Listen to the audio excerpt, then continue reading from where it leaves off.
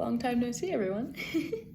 Hi guys, I am Natalie Kling, the current United States of America's Miss Pennsylvania. And I would first like to apologize that I have not made a new episode of Not Your Miss Congeniality in quite some time. I just kind of needed to take a step back for a moment because, as we all know, I am preaching mental health. And while I'm preaching that, I also need to be listening to my own words, and I need to keep my mental health contained, if that makes sense. I just have a lot going on with it being my senior year of high school, work, MSPI duties. It's just been a lot. So I just pumped the brakes for a little bit and focused on myself, regrouped myself, and I'm back, better than ever. Although I did not completely pump the brakes because my foot was still on the gas a little bit, because during this time that I was not filming podcast episodes, I've been going to schools all throughout Pennsylvania and reading a book called How to Tame My Anxiety Monsters to little kids, and not even just little kids, kids in general, and teaching them how to control themselves in moments where they feel like they might not be able to. And oh my gosh, this has been such an eye-opening experience for me, because the amount of teachers that have contacted me saying that students who they had no clue who they were deeper down, or people who would have behavioral issues, are like a whole new person, because they now know they can talk about this, and it's okay to not be okay sometimes. And it's just been so heartwarming. So going along the lines of that, on today's episode of Not Your Miss Congeniality, we're going to be talking about school systems and how they can be beneficial to mental health and how they can be not so beneficial. I'm going to be sharing some of my stories, good and bad, and just giving some pointers on how I think things would have helped for me. Alrighty, and I did get permission to use all the names I'm using in this video. I'm going to give you a little bit of an inside scoop on my education story. It's a roller coaster. The best way I can think about, I don't even know how to describe my education roller coaster. Let's just say I'm very proud of the woman I've become today. We'll leave it at that. Growing up, I definitely did not excel in school as much as my peers did. And this does not make me less intelligent than the people around me or dumb in any way, shape, or form. This just means that I don't learn the traditional way. And that is the case for a lot of people. I am the type of person where if you give me a pencil and paper and tell me to take a test, I'm going to be like, when am I ever going to use this outside of this? Also, if I'm just writing down or filling in bubbles, it's all going to go out the window after I take this test. I'm not actually learning, right? I'm more of a hands-on learner. So we'll get into that. My freshman year of high school, so 9th grade, I was having a rough time because, as we know, this is the year that I was diagnosed with bipolar disorder. Fun one, right? And yeah, I just completely shut down. I wasn't having it. I wasn't trying. I wasn't doing anything that I needed to. I also wasn't showing up to school a lot at all, so my grades obviously suffered. And a lot of my teachers just allowed this to happen, which is completely fine because, I wasn't acting up. I wasn't I was just not doing the work, simply. Although Mr. Crinch, Dylan Crinch, I had him for English class freshman year, and I believe it was only his second year out of college teaching, which is phenomenal. You're such an amazing person, Dylan. And sorry, it feels weird saying their names as a student still. But he saw me, I guess he saw more potential in me than I could see in myself, is a way to put it. He made it, I almost feel as though because he's a younger teacher, it's he knows how our brains operate a little bit better. And he made it a point to get to know every single one of his students on a deeper level. And he learned how we learned. And he taught us, everyone differently. If somebody was a hands-on learner like me, he gave us activities for the project. Or if somebody liked to be in a corner by themselves learning, he let them go do that. And I can tell you, sitting here as a 12th grade student, I can almost remember every single concept we've had in 9th grade due to him being such an amazing teacher in this way. He believed in me so much more than I could ever even believe in myself. It came to the time where we were picking our classes for the following year, and I just marked CP 10th grade English, right? Because that's just what I thought I was capable of. And he actually looked over my shoulder and he was like, what are you doing? Mark honors English. And I was like, Mr. Crinch, I can never do that. I'm not gonna get in. And sure enough, we went back and forth a little bit and I clicked it. And the next day I got my acceptance into 10th grade honors English. And I was so proud of myself academically for the first time. And this might not sound like much to people who have really just had a knack for learning, but to somebody who has fallen behind the rest of my classmates, this was a huge accomplishment for me. And I would not have been able to do this without Mr. Krant's help. So thank you so much. Going into my sophomore year,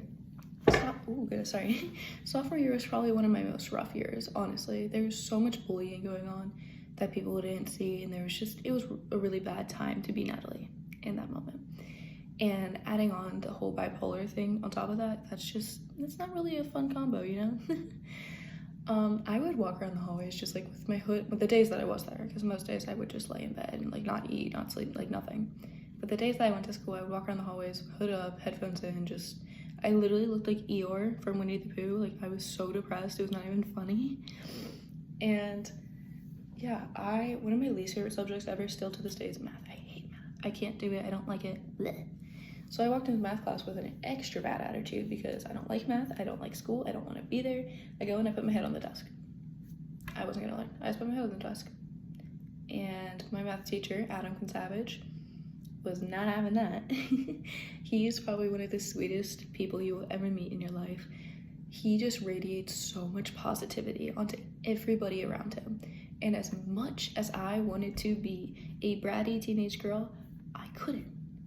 He never took a stern voice with me. He never maybe talk down on me or anything. He just radiated that much positive energy that you wanted to feel how he was feeling and you wanted to do what he was doing. Like, you walked in the classroom and on his whiteboard he had words of affirmations written, or on the sidewall he had pennants from colleges that his former students went to. Just everywhere you looked was up, and I love that. Before we flipped the page in the packet that we were doing, he would say something corny like moving up in the world, or just like something so sweet that just really like it perked your interest.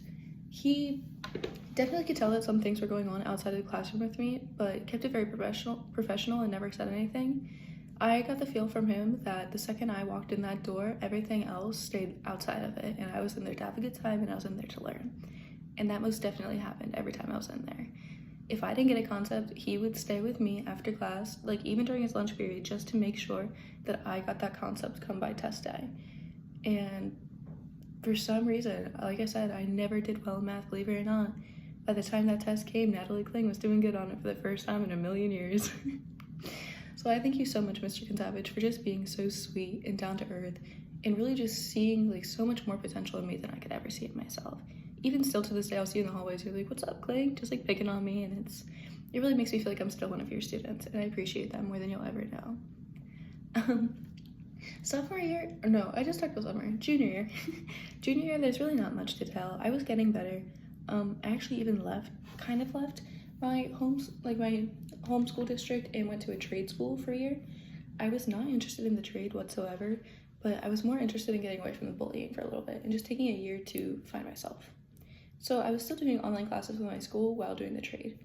And my trade school, I made a lot of really good friends there, but the teacher did not believe in me, which caused me to not believe in me.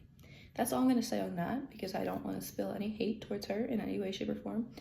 But a teacher that really stuck out to me was the online teacher, which sounds crazy because she had thousands of students. Like, it's not just one class, it's all the online students in general she was in charge of. And she saw my work digitally and heard my voice through essays and stuff like that, and she made it a point to meet me in person. And she just told me that she was proud of me and she believed in me, and just really encouraging stuff. And this was Beth Krebs, and I don't know, the reason my senior year, I came back to my sending school because of Beth Krebs, because she made me feel safe and like I was wanted. And any sort of academic accomplishment I have made from that point on, I ran right to her office. I was like, look at this, I got an A. And she would jump up and down with me, just mess around. Like, she is my best friend in teacher form. Anything that I have going on with Miss PA, I run to her. I'm like, look at this, I did that. And she'll give me a pointer. She'll tell me she's so proud, it looks so pretty. All this sweet stuff. She's even joked about coming to Vegas to nationals with me. Like, she is such a down-to-earth, sweet person. And I don't really have her for as many classes this year as I did last year, but she still goes above and beyond to just be that resource for me. And while I've had these amazing teachers that I appreciate so much, I'm not trying to discredit any of the teachers that I haven't mentioned throughout those years. You guys were great as well. It's just the people who went above and beyond are who really stuck out to me. these were some great stories I've had academically, but I do have some not so fun ones. I'm not going to name any names for this part, obviously, but I've been told things such as, you're a mental case, you're not going to college, why do you even continue to try, why don't you just drop out now? And my favorite one, oh my goodness, this is a good one. I was in 3rd grade, so the fact that I still remember this in 12th grade should tell you how much it hurt. I had symptoms of being bipolar at a very young age, and it usually starts young. Anytime I would have to leave the house, I would break down and have anxiety because I didn't know who was going to be there, I didn't know what was going to happen. I would be so stressed out as young as 3rd grade to the point where I wouldn't be able to breathe. This is abnormal. Completely. I was showing signs of anxiety at a very young age, obviously. But one day I really was having a rough time, but my dad was at work and my mom had to take me to school because she had to get to work. So she brought me in and I was distressed. I was bawling, I had my hair crazy, all the 9 yards, right? Just not a good day for me. And my principal saw me, and in 3rd grade, rather than being comforting and sweet, she told me I was a monster. And she said, if you ever give me a problem like this again, I am going to physically come to your house, drag you by your hair, and make sure that you come to school.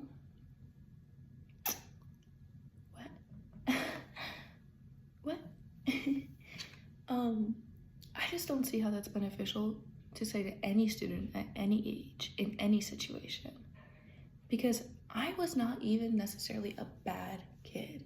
I was a hurt kid. And we didn't know why. I didn't understand the emotions I was feeling. I didn't understand why I felt the way I did. I didn't understand how to talk about the way I felt. Nothing. And rather than comforting me in that moment that I needed comfort, she degraded me. That's just not beneficial ever. I guess all I'm trying to get out of this is saying that I don't believe that there's such thing as bad kids. I really don't. I believe that there's lost kids, and I believe that there's hurt kids, and both of those things can be cured. So all that I'm really trying to say here is that I never once asked for somebody to hold my hand every step of the way. All I asked for was to be seen. All I needed was for somebody to look up at me out of the corner of their eye every now and then. And those teachers who I talked about did that and more. And that's why I'm able to sit here today and help the people around me. That's why I'm able to sit here today and go to college to pursue my passion in teaching. I am able to sit here today because those teachers took 5 seconds out of their day to learn more about me rather than judging me off the jump. You will never, ever understand how much power your words have. And I mean that full-heartedly. Teachers, all I'm asking is that we take 5 seconds to look at a student that you're deeming as a bad student in your mind. Maybe look a little bit deeper. Hear their story. Hear their struggles, their feelings. Listen. And you might just see the change that you need to see. I'm going to wrap it up here for today. And today is actually the last podcast that is going to be just me. I'm going to bring some new co-hosts on coming up soon. Keep an eye out for episode 3. Thank you so much for listening, guys. Have a great day.